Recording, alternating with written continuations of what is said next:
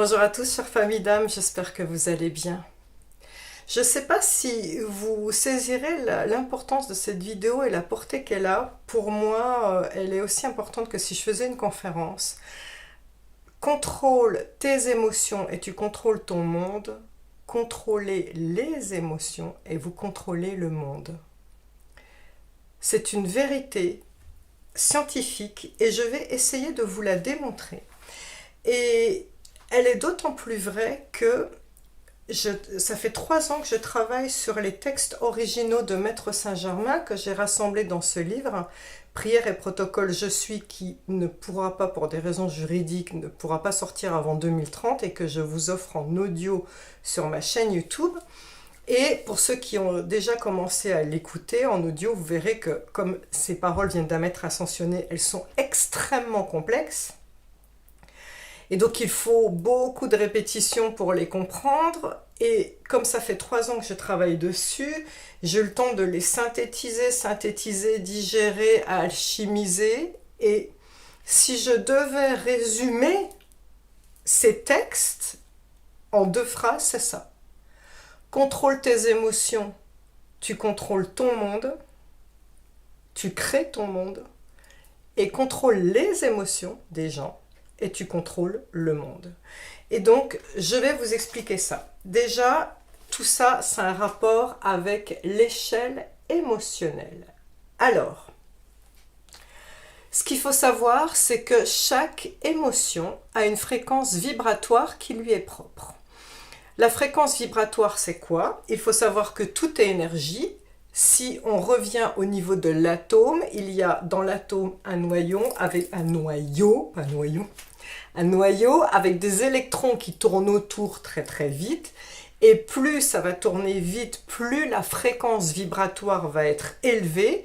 Et plus la fréquence vibratoire est élevée, plus que nous on va ressentir avec une fréquence vibratoire élevée, on va se sentir zen, flottant, hyper léger. A l'inverse, plus ça va tourner lentement, plus la fréquence vibratoire sera basse, plus on se sentira lourd et plombé. Il faut savoir qu'au niveau énergétique, la maladie a une fréquence vibratoire lourde. Et la maladie ne peut se fixer que sur un individu, comme des aimants qui s'attirent, qui a lui-même une fréquence vibratoire basse. D'ailleurs, on le sait, quand on va chez un docteur, on dit « Docteur, merci, vous m'ôtez d'un poids ». Donc, on est inconsciemment au courant que la lourdeur est associée à la maladie. Alors, je vais vous le prouver avec l'échelle émotionnelle. L'émotion la plus élevée qui soit est l'amour. Quand on est amoureux, on est comment? On flotte sur un petit nuage, on est zen, on a plein d'énergie, on n'a pas envie de manger, on n'a pas envie de dormir. On est full énergie. Bon, validé. L'émotion qui a la fréquence vibratoire la plus basse, c'est la peur. Je vous ai dit, c'est quand ça tourne presque plus, voire ça tourne plus. Écoutez bien les mots.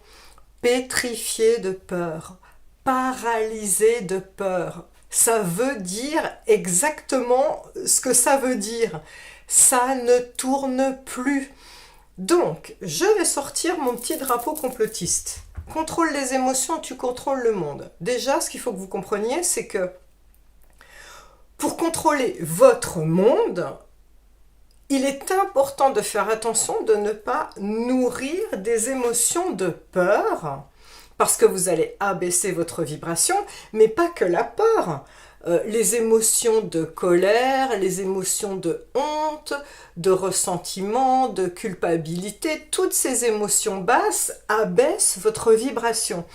Et toutes ces émotions sont donc susceptibles de vous donner un niveau vibratoire suffisamment bas pour avoir les maladies. Maintenant, l'inverse est vrai aussi. Quand on est en dépression ou en burn-out, vibratoirement parlant, on a diminué son taux d'énergie par 3, voire par 4, voire par 5 par rapport au taux d'énergie de base qu'on avait. Eh bien, regardez, tous ceux qui ont vécu la dépression ou le burn-out, vous me le confirmerez, on est envahi par des sentiments de peur, littéralement des espèces d'angoisse, des vagues d'angoisse dans notre corps.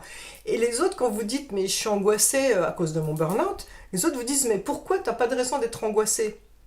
Ah non, vous n'avez pas de raison d'être angoissé, c'est juste que votre corps se met au diapason de l'énergie vibratoire de la maladie qui vous habite, d'où ces angoisses qui vous viennent, ces peurs-là, vous comprenez?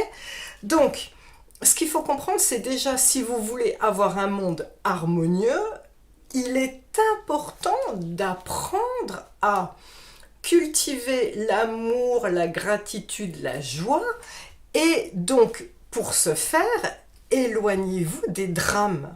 Éloignez-vous des drames, éloignez-vous des personnes toxiques.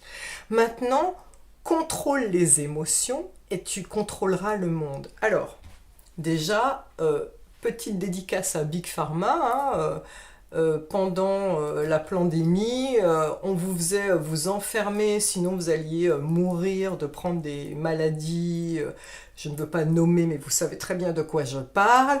On a plongé tout le monde dans la peur, et donc on a abaissé la vibration d'un peuple entier, et donc là, ben, ça fait quoi? On abaisse sa vibration, on est plus prône à justement prendre ce qu'on redoute, et gling, gling, gling, gling, gling, ça fait marcher certains labos, ça fait plein de sous. Ceux qui sont restés souverains dans la joie et l'amour et la zénitude en se disant c'est pas pour moi, ce n'est pas mon sujet, et bien comme par hasard, c'est les personnes qui n'ont rien eu. Après, ça n'engage que moi, vous n'êtes pas obligé d'être d'accord avec moi. Mais de toute façon, c'est ce que j'ai constaté personnellement et je ne suis pas la seule. Donc, on va contrôler le monde par la peur, mais je ressors encore mon petit drapeau. C'est quoi qu'on a le soir à 20h30, de 20h à 20h30, des infos qui nous foutent la trouille. Et après, des films qui continuent avec des scénarios catastrophes et tout ça. En fait, l'idée est d'insinuer dans notre subconscient cette peur. Et pourquoi contrôle tes émotions et tu contrôles ton monde ou tu contrôles le monde si tu contrôles les émotions des gens? Eh bien, il faut comprendre que, outre le fait que abaisser votre vibration vous rend malade, si vous utilisez l'émotion avec un vœu, c'est comme ça que ça fonctionne, la loi d'attraction. La loi d'attraction, c'est comment littéralement faire de la magie, c'est-à-dire comment formuler un vœu et ensuite le manifester. Alors, on n'est pas loin de Jésus qui splouch, multipliait les pains. Je veux dire, c'est ni plus ni moins une manifestation immédiate qu'il faisait. Et Jésus a bien dit, ce que j'ai fait, vous le ferez, et bien plus encore. Donc, on va tous faire ça. Les grands maîtres ascensionnés, dont Maître Saint-Germain fait partie, explique en long, en large et en travers comment faire de la magie. Et comment on fait de la magie? En contrôlant les émotions, c'est-à-dire en ayant une visualisation de ce que vous voulez et en y ajoutant de la joie, de la gratitude et de l'amour. Vous vous réjouissez parce que votre vœu va arriver. Eh bien, regardez comme ce monde manipulé par l'ombre arrive à maintenir sous sa coupe depuis des millénaires, des siècles.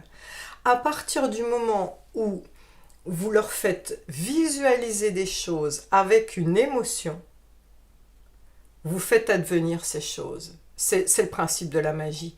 Donc, on vous met des images de guerre sous les yeux avec une émotion que ça vous crée, à savoir la peur.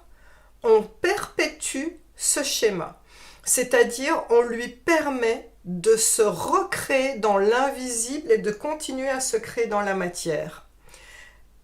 Le cinéma est la machine de l'ombre, est la machine du consentement, parce que aller au cinéma et regarder des films initiatiques comme Avatar, qui sont des films ou La Guerre des Étoiles, ou Le Seigneur des Anneaux, qui sont des films qui vous dévoilent la vérité sous forme de métaphore, c'est extraordinaire.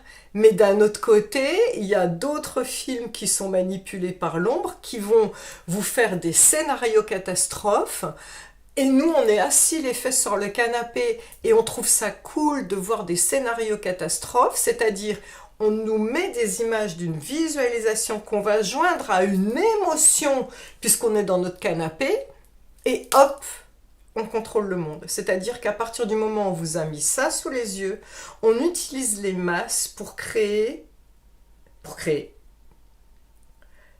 Le peuple est visualisateur.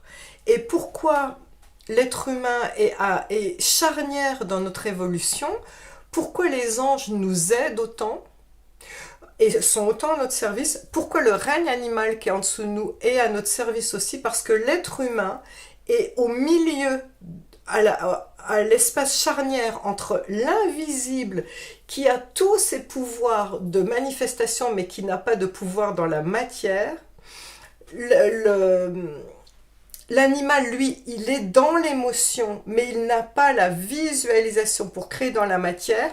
C'est-à-dire que nous sommes pris entre l'invisible des anges gardiens qui ont la visualisation, mais qui n'ont pas d'action sur la matière parce qu'ils sont pas de chair. Et les animaux qui sont de chair et qui savent travailler les émotions, les animaux ne sont qu'amour, vous le savez, mais qui n'ont pas la conscience pour créer la visualisation et faire advenir.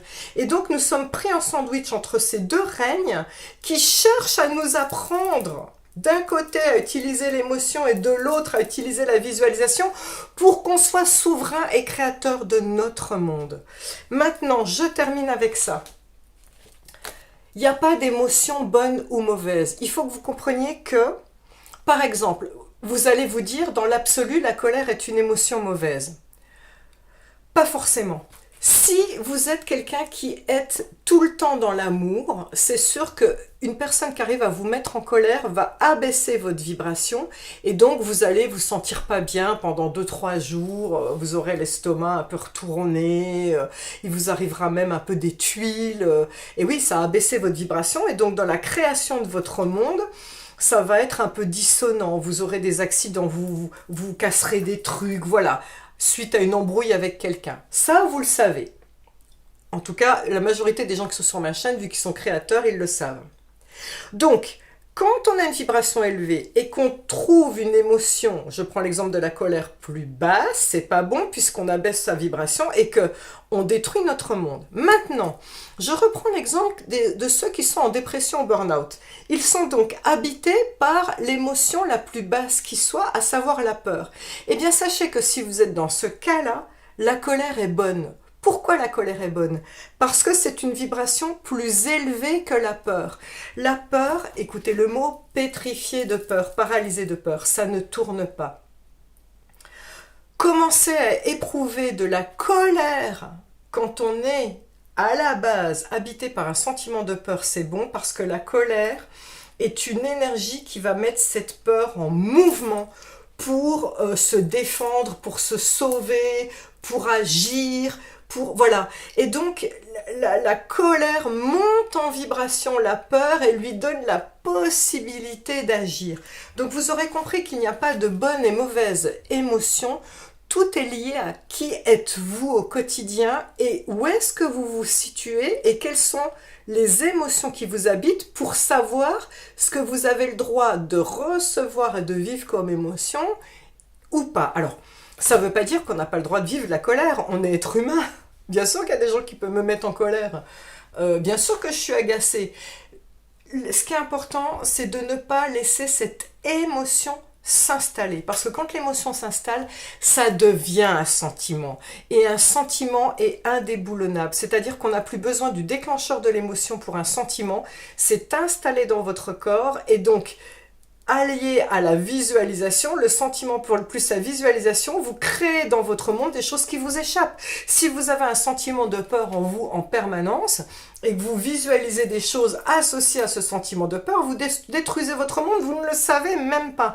Donc attention à ne pas laisser une émotion toxique s'installer. Vous vous mettez en colère après une personne, vous criez un bon coup, tu me saoules, tu m'ennuies, laisse-moi tranquille. On respire un grand coup, on va dehors, on va voir terre-mère, on caresse son animal, ça vous ancre, ça vous fait du bien, ça vous libère. Allez, terminé. Merci, au revoir, on passe à autre chose. Voilà. Et c'est comme ça qu'il faut agir. J'espère ne pas avoir été trop longue. N'hésitez pas à me poser des questions parce que c'est le nerf de la guerre, littéralement.